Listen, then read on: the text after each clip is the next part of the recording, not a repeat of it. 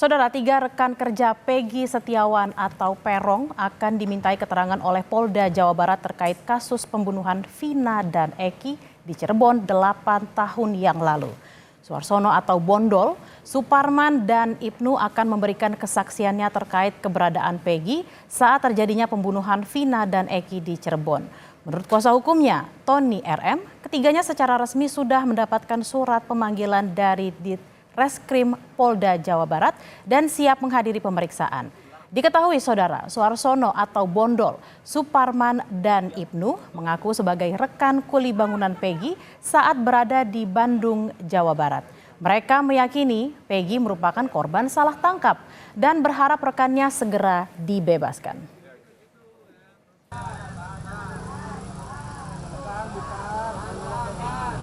Rabu malam, penyidik Polda Jawa Barat dan Polresta Cirebon mengecek lokasi kasus pembunuhan Vina dan Eki. Pengecekan dilakukan di 6 titik. Lokasi pertama yang dicek penyidik yakni di warung nasi dan tempat nongkrong para pelaku sebelum melakukan pengeroyokan pada Vina dan Eki. Selanjutnya, penyidik mengecek TKP dekat SMPN 11 Cirebon yang merupakan tempat peristiwa pengeroyokan berujung pembunuhan Vina dan Eki. Dalam cek lokasi pembunuhan ini, tim Inafis juga diturunkan. Lokasi terakhir yang dicek penyidik adalah Jembatan Layang Talun. Di lokasi inilah penemuan jasad Eki dan Vina usai dibunuh pelaku. Untuk mengetahui informasi terkini penanganan kasus pembunuhan Vina dan Eki sudah ada jurnalis Kompas TV Taufik Riyadi di Polres Cirebon dan Muhammad Syahri Romdan di tempat kejadian perkara. Kita akan ke Taufik terlebih dahulu. Taufik, kemarin polisi sudah menggelar prarekonstruksi. Lalu bagaimana persiapan jelang rekonstruksi yang akan dilakukan esok hari? Ya, untuk persiapan yang dilakukan oleh kepolisian dalam hal ini adalah Ditreskrimum Polda Jawa Barat dan juga Polres Cirebon Kota.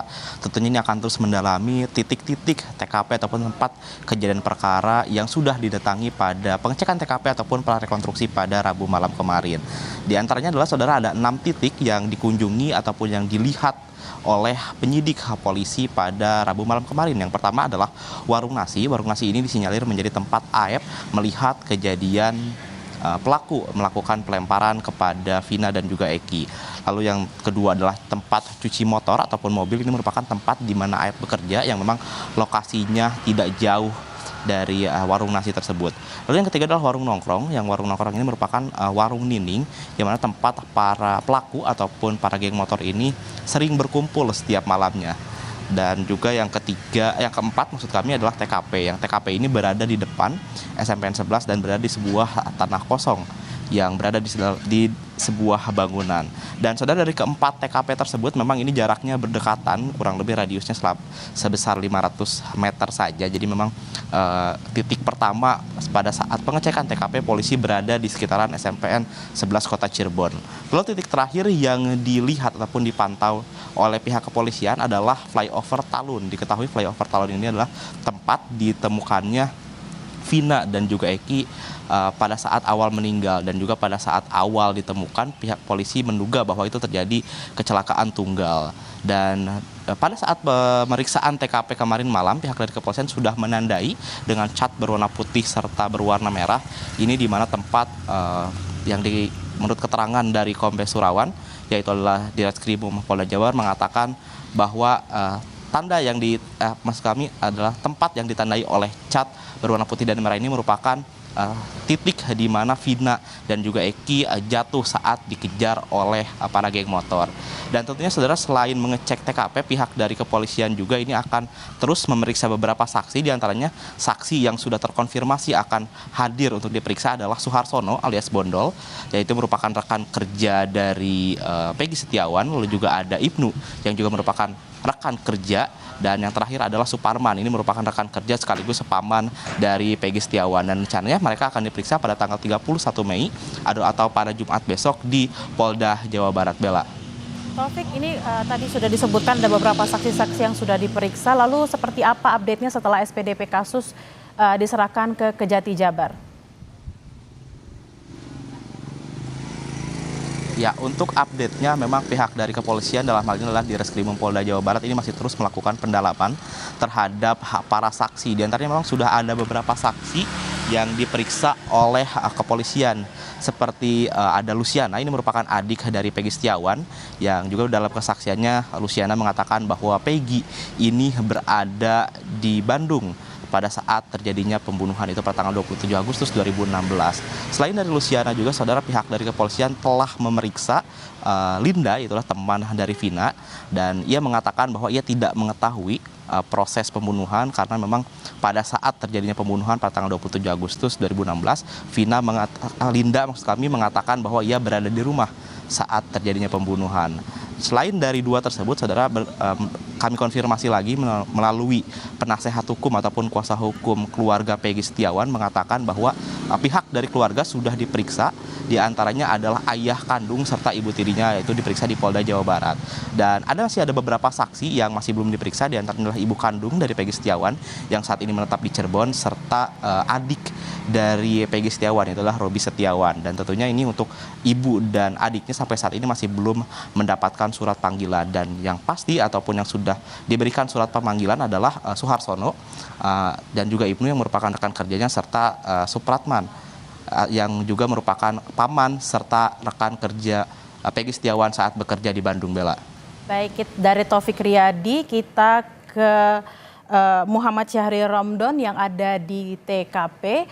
Syahri, kemarin polisi telah melakukan prarekonstruksi kasus pembunuhan Vina dan Eki. Temuan apa saja yang didapatkan dari prarekon semalam?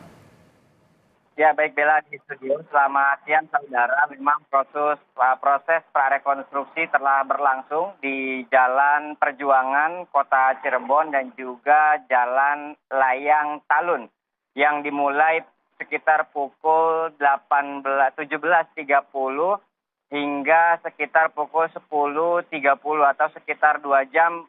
Selama proses berlangsung, kita atau kami yang berada di lokasi menemukan beberapa fakta-fakta bahwa pihak petugas kepolisian melakukan pemeriksaan hanya di beberapa titik saja.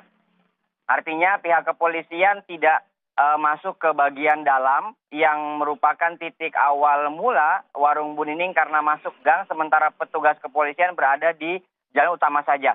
Kemudian juga sebelumnya setelah itu pihak kepolisian juga tidak menggunakan waktu banyak untuk meninjau secara langsung tempat eksekusi yang tepat berada di belakang saya ini. Dan setelah itu tim gabungan dari Polda Jawa Barat, Polres Cirebon Kota dan juga Polresta Cirebon yang merupakan wilayah hukum Kabupaten Cirebon di Jembatan Talun juga melakukan penandaan menggunakan cat semprot di beberapa titik. Kami pagi tadi memiliki beberapa pertanyaan yang langsung kami tanyakan kepada Kombes Surawan di Krim Polda Jawa Barat. Kami pada saat 2016 melakukan peliputan di sekitar lokasi dan masih ingat betul bahwa ada TKP yang berada di median jalan. Artinya jasad Vina dan Eki ditemukan di median jalan, sementara tadi malam di trotoar. Artinya ada dua fakta yang berbeda antara 2016 kemudian 2024 saat ini dilakukan prarekonstruksi. Ternyata Surawan menjelaskan kepada kami dua titik tersebut memang berbeda. Yang pertama yang dilakukan pengecetan dengan menggunakan cat semprot tersebut atau pilok itu adalah awal mula Vina dan Eki ditemukan pada saat ditendang oleh kawanan geng motor. Kemudian itu diberikan tanda, setelah itu para kawanan geng motor membawa ke satu tempat melakukan beberapa penganiayaan, ruda paksa dan juga hingga berujung pembunuhan dan kembali dibawa ke jembatan layang tersebut. Dan lokasi yang kami maksud di tahun 2016 yang berada di median jalan adalah lokasi pembuangan. Artinya dua TKP yang berbeda dalam satu rangkaian yang sama. Kombes Surawan juga meluruskan informasi tersebut kepada kami sehingga akhirnya proses rekonstruksi yang akan dilakukan beberapa hari mendatang itu dapat mengungkap banyak rangkaian adegan yang akan juga informasinya dihadirkan beberapa terpidana. Namun terkait bagaimana prosesnya, teknisnya, dan seperti apa kami masih menunggu karena kami konfirmasi Bella sampai siang ini apakah memang besok hari Jumat tanggal 31 Mei 2024 akan diberlakukan proses rekonstruksi. Surawan menjawab kepada kami bahwa hal tersebut masih belum pasti karena masih ada beberapa proses-proses yang perlu dilakukan oleh kepolisian mengingat tanggal 31 Mei besok ada 3 orang saksi dari kerabat Peggy atau kawan Peggy, yakni Bondol alias Bondol, kemudian ada Ibnu dan juga ada Surahman yang merupakan paman dari Peggy. Ketiganya menyatakan bahwa Peggy saat 27 Agustus 2016 berada di Bandung. Tentu proses ini perlu dilihat dan diteliti, diikuti oleh semua banyak pihak untuk bersama-sama mendukung agar proses ini benar-benar terungkap secara benar dan dapat dipertanggungjawabkan kebenarannya. Bella. Syahri, tadi ada sempat mengatakan ada beberapa titik yang berubah dari 2016 ke 2024. Lalu apa langkah yang akan diambil oleh polisi untuk mencocokkan beberapa perubahan ini, terutama karena kasus ini sudah berlangsung selama 8 tahun, Syahri?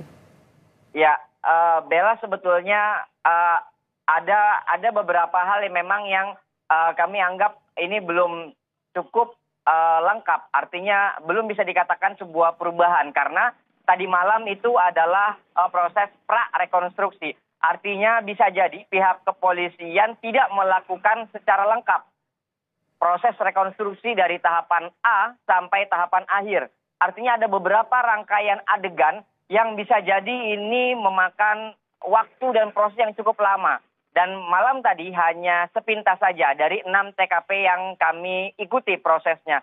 Artinya pada saat rekonstruksi kami meyakini dan kami terus menanti sebagai jurnalis yang terus mengawal kasus ini sejak 2016 dan kembali mencuat di tahun ini karena belum tuntas selama 8 tahun ini. Tentu kami akan mengikuti setiap prosesnya dan kami akan melaporkan kepada Anda, saudara, bagaimana proses ini dan juga ending atau akhir kebenaran yang akan diungkap. Tentunya setelah pihak kepolisian melakukan banyak pemeriksaan, menurut kepolisian mengumpulkan bukti-bukti, dan setelah itu SPDP ke kejaksaan dan tentunya akan dilakukan proses persidangan di meja persidangan nanti.